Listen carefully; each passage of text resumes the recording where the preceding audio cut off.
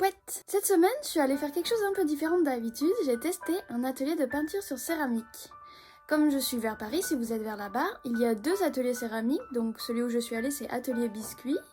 Et il y a un autre qui est Papeterie Café, que j'ai encore jamais essayé, donc je pourrais pas vous en parler. Mais cette fois-ci, je suis allée à l'atelier Biscuit. C'est la première fois que j'en faisais.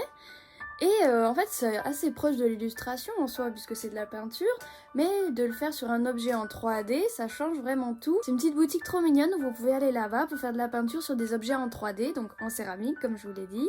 Vous peignez, vous le laissez là-bas, ils vont vous le faire cuire, vernir, et ensuite vous pourrez récupérer au bout de quelques jours. Ça fait un moment que je voulais y aller, mais j'avais pas encore pu, et là j'ai eu un bon cadeau pour aller là-bas, donc j'en ai profité. C'est un atelier dans lequel vous pouvez choisir des objets à peindre, donc il y a des tasses, des bols, des assiettes, plein de petits objets de décoration. C'est très bien parce qu'il y a beaucoup de choix et comme ça on a vraiment beaucoup de possibilités. J'avais déjà une idée en tête avant d'aller là-bas, c'est que je voulais une tasse ou un bol qui soit un peu arrondi pour faire une petite forme soit de potimarron ou soit de chaudron. Potimarron parce que c'est un légume que j'adore qui me rappelle l'automne et si ça pouvait être l'automne toute l'année je serais vraiment très contente. Je suis partie sur un petit bol et j'ai choisi de le faire en peinture comme un potimarron. C'est vraiment tout simple et c'est super bien fait parce qu'en fait, vous allez là-bas, vous prenez une table, selon les jours, il faut réserver ou pas, et en fait, vous êtes comme à la maison, mais en voyant un peu du monde et en ayant la possibilité de parler avec des gens qui font de la peinture, qui font de la céramique et donc qui se rapprochent un peu de votre univers. En premier, voilà, on choisit l'objet, donc moi j'ai pris un bol.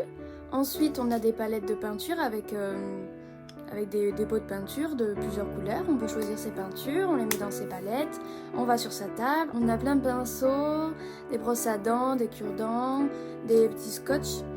Et après, voilà, on est libre de faire exactement ce qu'on veut. Et si on a envie de faire quelque chose, mais on ne sait pas comment le réaliser, on a des personnes qui peuvent nous conseiller et qui peuvent nous donner des astuces. Pour mon bol, j'ai fait quelque chose de très simple.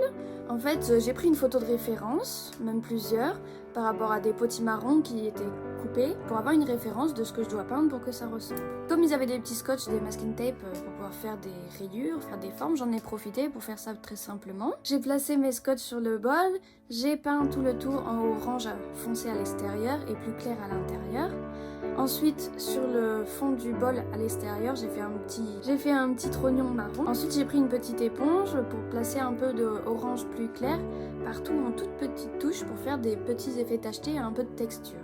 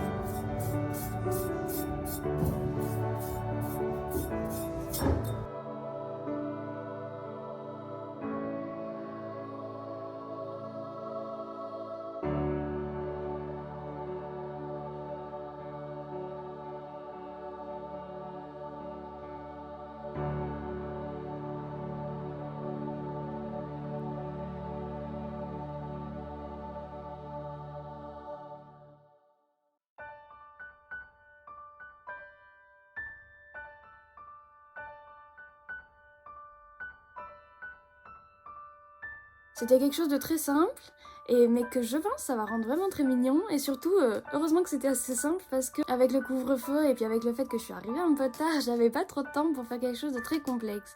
Mais j'espère que je vais pouvoir y retourner dans pas très longtemps. À l'heure où je tourne cette vidéo, je viens de terminer hier de faire mon bol. Et il va falloir que j'attende au moins jusqu'à samedi pour aller le chercher. Là, il sera cuit, verni, et je pourrai montrer le résultat final. Donc la semaine prochaine, je vous referai une petite vidéo rapide pour vous montrer la différence avant-après avec le bol. Là, dans les images, c'est des couleurs vraiment très très pâles, presque blanches.